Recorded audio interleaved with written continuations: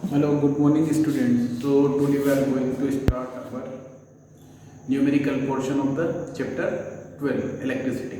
ठीक है, तो आज हम जो रेजिस्टेंस है फिजिकल कंडीशन पे बेस जो रेजिस्टेंस के फिजिकल कंडीशन पे बेस रेजिस्टेंस कैसे निकालते हैं, ठीक है, तो उस पे बेस और रेजिस्टेंस पे बेस कुछ न्यूमेरिकल्स आज हम करेंगे। ठीक है, तो उसमें देखो फर्स्ट क्वेश्चन है हमारा, find the resistance of a nichrome wire of length 2 meter and area of cross section 2 mm square and ये क्या है रेसिस्टिविटी है ना, मटेरियल पे जो डिपेंड करती है। रेसिस्टिविटी दे रखी है इसकी 100 × 10 की पावर -6 ओम इनटू मीटर, ये रेसिस्टिविटी। तो देखो जब फिजिकल कंडीशन गिवन है तो रेजिस्टेंस का फॉर्मूला क्या होता है, आपने पढ़ा था ना, कंडक्टर वायर ये इस तरीके से, तो इसकी लेंथ l, ये क्रॉस सेक्शन एरिया है, तो ये फॉर्मूला हो जाता था हमारे पास R = rho into length by area, ये हमारा फॉर्मूला हो जाता था। तो यहाँ पे लेंथ दे रखी है, क्रॉस सेक्शन आपको दे रखा है और रेसिस्टिविटी दे रखी है, तो हम रेसिस्टेंस फाइंड कर सकते हैं। तो मैंने आपको पहले ही बोल रखा है कि ऐसे क्वेश्चंस हम कैसे सोल्व करते हैं। ऐसे क्वेश्चंस में पहले हम यूनिट चेक करते हैं, तो सबसे पहले गिवन लिख लेते हैं। गिवन क्या कह रहे हैं, देखो रो बराबर कितना दे रखा है 100 × 10⁻⁶ ओम इनटू मीटर, ये दे रखा है।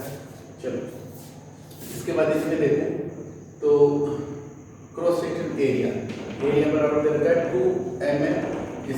तो ये ऐसा इफेक्ट नहीं है, देखो फॉर्मूला बेस्ड जो भी क्वेश्चंस होंगे उसमें यूनिट जरूर चेक कर लेना, क्योंकि फॉर्मूला बेस्ड क्वेश्चंस में मेनली यूनिट चेंज करके दी जाती है, तो आपको ऐसा यूनिट में कन्वर्ट करना है। तो 2 mm², 1 mm इक्वल टू कितने मीटर होते हैं 10⁻³ 1 mm इक्वल टू होता है 10⁻³ मीटर।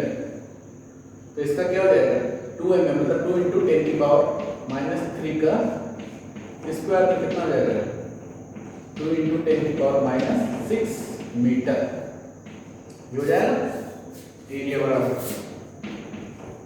ठीक है, अब यहां पर लेंथ कितनी दे रखी है, लेंथ दे रखी है 2 मीटर।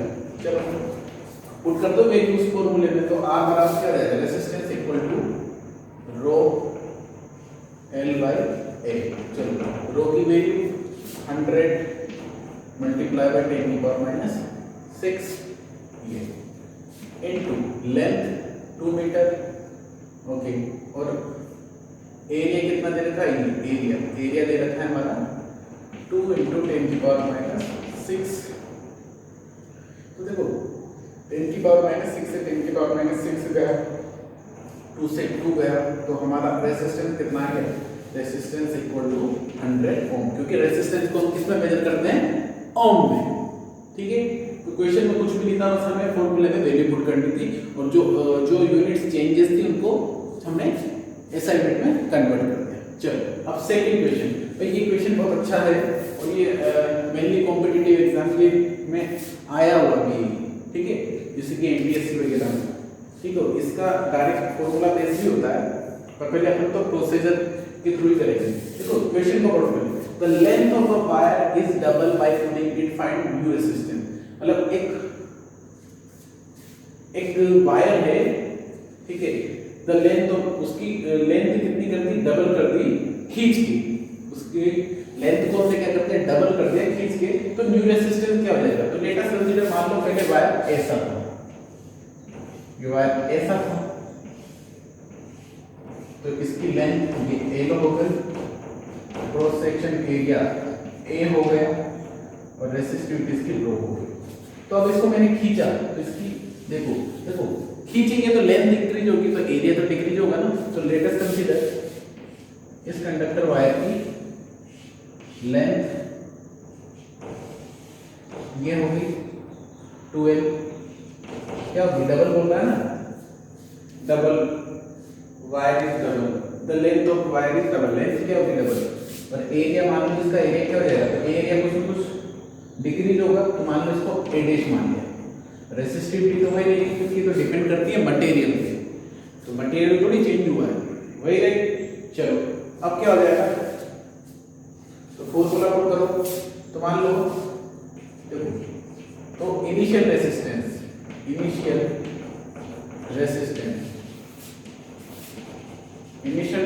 क्या हो जाएगा इसका, वही आर इनिशियल है ना, रो एल बाई ए, ये हमारी इक्वेशन 1 हो गई। If length will increase, if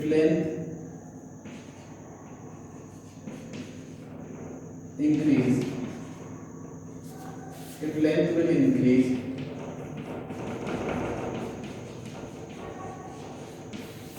then new resistance,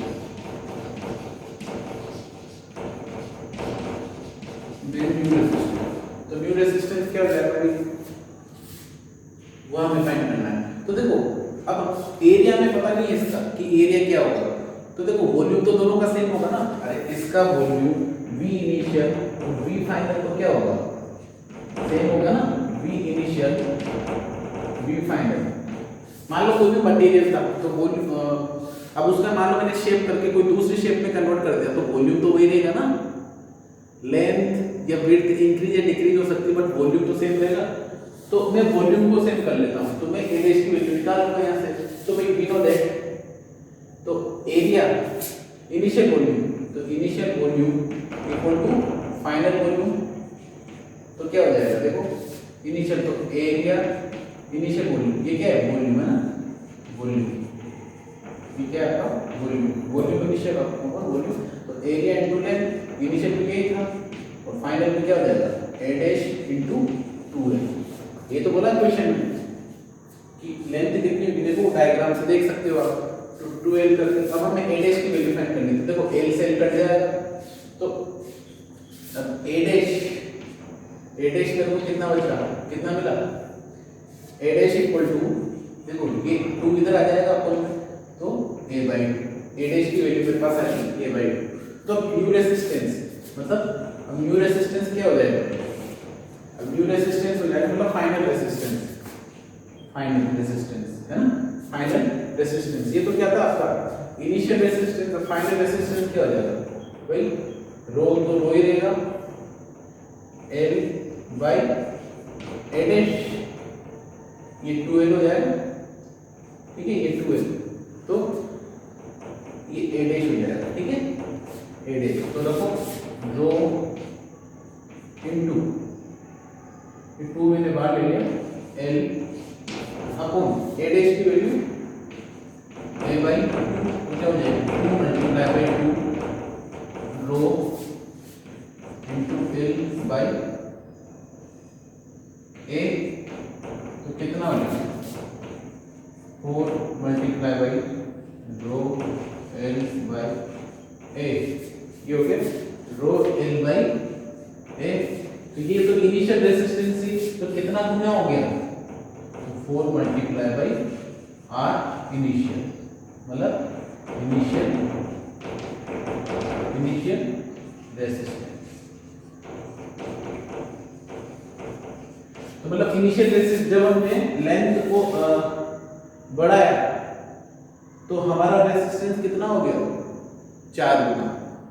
तो हमने वहां यही तो पढ़ा था, लेंथ इंक्रीज होगी तो क्या होगा, रेजिस्टेंस बढ़ेगा, या area cross section area decrease होगा तब भी रेजिस्टेंस बढ़ेगा। तो लेंथ हमने दुगनी कर दी तो एरिया, तो हमारा क्या हो गया, ये रेजिस्टेंस क्या हो गया हमारा दुगना हो गया। तो ऐसे क्वेश्चंस हम कैसे, देखो ऐसे क्वेश्चंस की डायरेक्ट ट्रिक होती है, तो जब भी ऐसे आए कि भाई लेंथ डबल हो गई, तिगुनी हो गई है, 4 गुनी हो गई, ठीक है ना, तो ऐसे क्वेश्चंस डायरेक्ट ट्रिक ही होता है। तो ट्रिक क्या लगाते हैं इसमें, ट्रिक ये कॉम्पिटिशंस में आते हैं, तो इसका direct formula r dash find करने का क्या होता है, n स्क्वायर बाय r, मतलब ये क्या है, r क्या है, इनिशियल रेजिस्टेंस है ना r। तो अब देखो कितनी गुना है लेंथ, लेंथ कितनी गुना है, 2 गुना, तो 2 का स्क्वायर इनटू r, ऐसे आएगा ना 4r। तो डायरेक्ट ट्रिक होती है, मतलब लेंथ कितनी गुना हुई होती n की वैल्यू, तो 2 गुना ट्वाइस कर देते ना, तो बस 4r, तो 4r, ये डायरेक्ट ट्रिक है, ठीक है। आई थिंक क्वेश्चन समझ में आ गया होगा आपके। ठीक है, तो इसको एक बार अच्छी तरीके से देख के, तो हमारे दो सर्किट वाले क्वेश्चन हैं, ठीक है। अब इसमें देखो हमें करंट फाइंड करना है, ठीक है। हमने बस इक्विवेलेंट रेजिस्टेंस फाइंड करना सीखा था कि इक्विवेलेंट, बट करंट भी, जिसको इक्विवेलेंट रेजिस्टेंस फाइंड करना है वो करंट भी फाइंड कर सकता है, ठीक है। तो देखो हमारे पास दो सर्किट है, इसमें हम करंट की वैल्यू कैसे फाइंड करेंगे, ठीक है। चलो अब क्वेश्चन फर्स्ट, थर्ड वाला क्वेश्चन है हमारा, फाइंड I1, गिवन सर्किट है, इसमें क्या क्या फाइंड करना है, find I1 and I2 and I, मतलब I1, ये I1 I2 और टोटल कितना करंट है। तो देखो टोटल करंट फाइंड करने के लिए पहले इक्विवेलेंट रेजिस्टेंस फाइंड करना पड़ेगा। देखो ये ऐसे भी फाइंड हो सकता है, यदि आप I1 और I2 को ऐड कर दोगे तो भी वह I के इक्वल ही होगा, बट पहले मैं ऐसे करके बता देता हूँ। देखो तो I बराबर यहाँ पे क्या हो जाएगा, I1 प्लस I2, ठीक है, क्योंकि ये कौन सा सर्किट है, ये कौन सा कनेक्शन है, पैरेलल, क्योंकि इसमें करंट डिवाइडेड हो रहा है, और वो कौन सा है, सीरीज, क्योंकि इसमें करंट डिवाइड नहीं हो रहा, सेम करंट हो रहा है। तो जहाँ पे करंट डिवाइडेड होता है पैरेलल, वहाँ पे रेजिस्टेंस पैरेलल में होता है, ठीक। चलो तो देखो I1 कैसे फाइंड करेंगे, देखो I1 इधर जा रहा है तो करंट इसमें जाएगा, तो क्या हो जाएगा, देखो देखो सबसे पहले गिवन क्या है, गिवन है, सॉल्यूशन यहाँ से करते हैं, गिवन है R1 इक्वल टू आपको 5 वोल्ट, V बराबर दे रखा है 5 वोल्ट, ठीक है। तो V बराबर we know that ohm's law से V बराबर IR, तो I बराबर क्या हो जाएगा, V बाई R, तो यहाँ पे I1 बराबर V बाई R1, क्योंकि V तो दोनों के लिए सेम है ना, क्योंकि जो पैरेलल कनेक्शन होता है वहाँ पे पोटेंशियल डिफरेंस कांस्टेंट होता है। यहाँ पे भी मैं ये लगाऊंगा तो ये कांस्टेंट होता है, तो V की वैल्यू 5, R1 की वैल्यू 5, तो 1 एम्पियर, करंट को एम्पियर में मेजर करते हैं, तो I1 आ गया। I2 देखो V बाई R2, क्योंकि रेजिस्टेंस, अब V की वैल्यू 5, R2 की वैल्यू 2.5, तो कितने टाइम, 2 टाइम, तो 2 एम्पियर। अब इसमें वैल्यू रख दो, तो I बराबर टोटल करंट कितना हो जाएगा, 1 एम्पियर, 1 प्लस 2 मतलब 3 एम्पियर, ठीक है। ऐसे भी फाइंड कर सकते हो, या आप डायरेक्ट उसका पैरेलल कनेक्शन, जब दो रेजिस्टेंस गिवन हो पैरेलल में, तो हम कैसे फाइंड करते हैं R इक्विवेलेंट, जब दो रेजिस्टेंस तो दोनों का मल्टीप्लिकेशन, तो 2.5 इंटू 5 अपॉन, और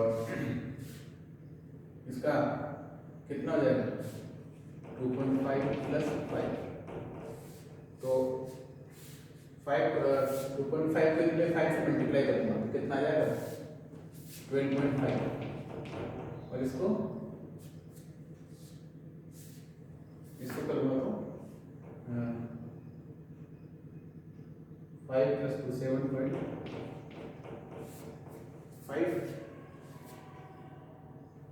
ठीक है। तो आप इक्विवेलेंट करंट फाइंड करके भी आप ये फाइंड कर सकते हो, ये आता है ना।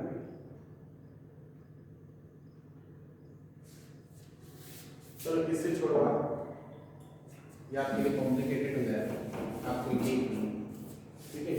तो हम ये चीज समझ में आ गई आपकी, तो इस तरीके से हमने टोटल करंट हमने फाइंड करनी। चलो अब हम बात करते हैं, तो हमारा टोटल करंट आ गया एम्पियर। अब हम बात करते हैं क्वेश्चन 4।